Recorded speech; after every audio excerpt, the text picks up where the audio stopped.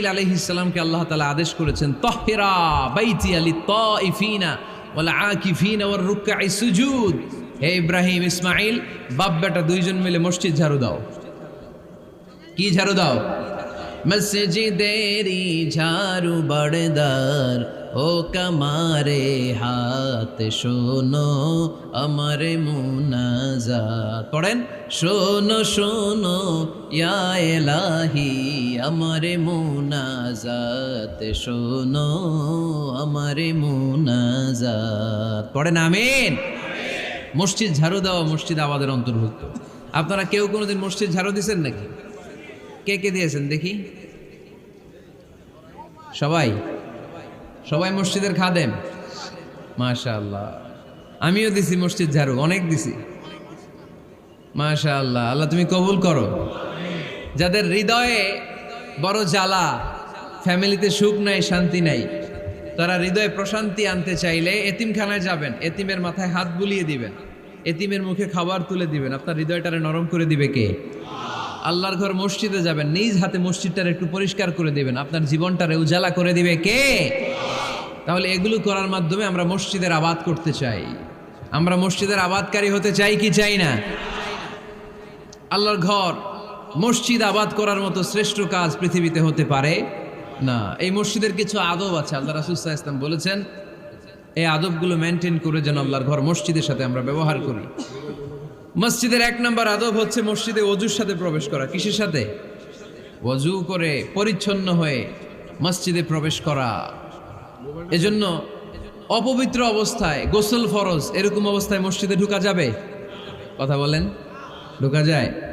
যেই নারীদের মাসিক চলতেছে, মেনস্ট্রুয়েশনাল পিরিয়ড চলতেছে, ওই নারীদের পক্ষে মসজিদে ঢোকা জায়েজ আছে?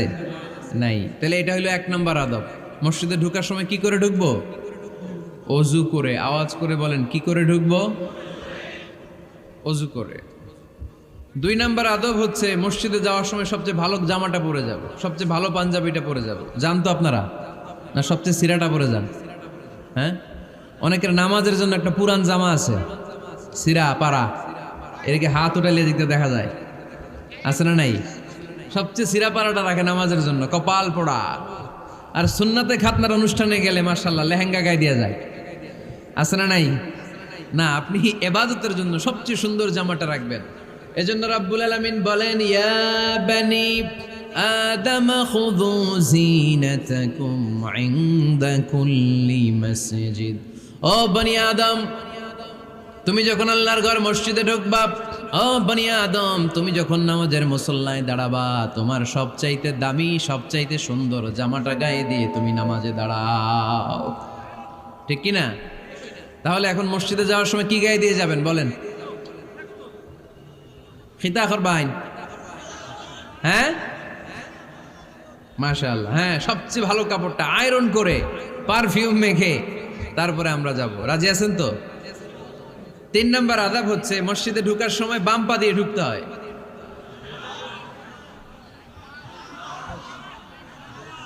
কোন পা? আরো জোরে। এদেরকে গুতা মারা লাগে, নাইলে আওয়াজ বাড়ে না। এরকম ভলিউম টাইট করতে হয়, ভলিউম হাই করলে আর করে বাড়ে, এমনি বলতে চায় না। আর ঘটনা কি? হ্যাঁ, খায় নাই।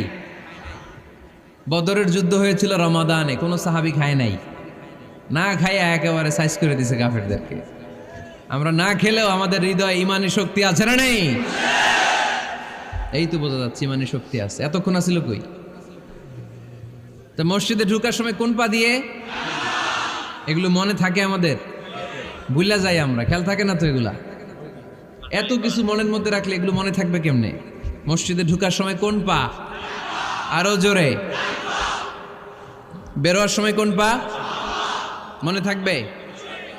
মসজিদে যখন ঢুকবেন ডান পা দিয়ে ঢুকবেন, আর দোয়া পড়বেন, আউযু বিল্লাহিল আযীম ওয়া বিওয়াজহিল কারীম ওয়া সুলতানিহিল কদীম মিনাশ শাইতানির রাজীম।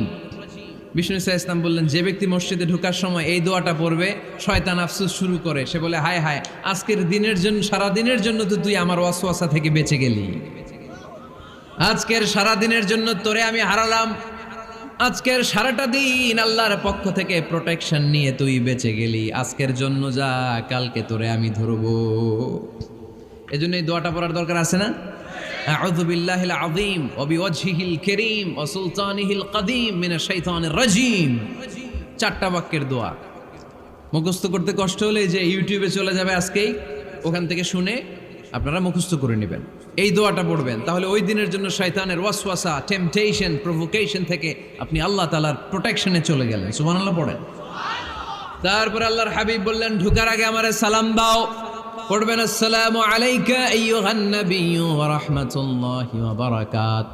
এই 2টা জিনিস যখন করে ফেললেন তখন ডান পা দিয়ে পড়বেন, আল্লাহুম্মা আফতাহ লি আবওয়াবা রাহমাতিক। সুবহানাল্লাহ পড়েন। আল্লাহুম্মা আফতাহ লি, ও আল্লাহ আমার জন্য তুমি খুলে দাও আবওয়াবা রাহমাতিক, তোমার রহমতের দরজা। তার মানে মসজিদে ঢুকলে রহমত পাওয়া যায় কি যায় না? মসজিদে ঢুকলে পাওয়া যায় রহমত, মসজিদের বাইরে রহমতের কথা আল্লাহ বলে নাই। মসজিদের ভিতরে রহমত। কোথায় রহমত? কোথায়? মসজিদের ভিতরে রহমত আছে না? তার প্রমাণ, মসজিদে ঢুকলেই শান্তি লাগে কেমন জানি, আর ঘুমে ধরে। মসজিদে ঘুমাইছেন কারা কারা দেখি? সবাই ঘুমাইছেন? আরে আমি কত ঘুমাইছি। জুমার নামাজের সময় যে কি ঘুম আসে, আসে আসে কমন পড়ছে, একেবারে কমন পড়ে গেছে। ঘুম আসে কারণ রহমতের ঝিরি ঝিরি বাড়ি ধারা আল্লাহ তাআলা আরশের উপর থেকে নাজিল করতে থাকে। আর এই রহমতের কারণে হৃদয়টা প্রশান্ত হয়ে যায়, অনেকের ঘুমও চলে আসে, ঠিক কিনা? এজন্য আল্লাহুম্মা আফতাহ লি আবওয়াবা রাহমাতিক, ও আল্লাহ তোমার রহমতের দরজাগুলো আমার জন্য খুলে দাও। এই দোয়া পড়লে রহমতের দরজা খুলে দেয় কে? আবার মসজিদ থেকে যখন বের হবেন তখন কোন পা দিয়ে? জোরে বলেন। বাম পা দিয়ে কি পড়বেন? আল্লাহুম্মা ইন্নী আসআলুকা মিন ফাদলিক, ও আল্লাহ তোমার কাছে আমি তোমার পক্ষ থেকে ফদল চাই, মানে রিজিক চাই। রিজিক দেয়ার মালিক কে? তার মানে খুব সোজা সাপটা কথা হচ্ছে, মসজিদের ভিতরে পাওয়া যায় রহমত, আর বাইরে পাওয়া যায় ফদল বা রিজিক। বাইরে পাওয়া যায় কি? রিজিক। মসজিদের ভিতরে রিজিক আছে। তার মানে সারাদিন মসজিদে বসে থাকলে রিজিক মিলবে? নামাজের সময় নামাজ পড়তে হবে, কাজের সময় কাজ করতে হবে, এটাই হচ্ছে ইসলামের বিধান। নামাজের সময় নামাজ, কাজের সময়। আমি প্রশ্ন করব, আওয়াজ করে উত্তর দেন। নামাজের সময়, কাজের সময়, নামাজের সময়, কাজের সময়, এটা মনে থাকবে। এজন্য আল্লাহ বললেন, ফাইদা কুদিয়াতিস সালাতু ফান্তাশিরু ফিল আরদি ওয়াবতাগু মিন ফাদলিল্লাহ। যখন তোমাদের সালাত শেষ হয়ে যায়, আল্লাহর রিজিক অন্বেষণের জন্য আল্লাহর জমিনে তোমরা ছড়িয়ে যাও। নামাজের সময় আসবেন, নামাজ শেষ বের হয়ে যান। ফান্তাশিরু ফিল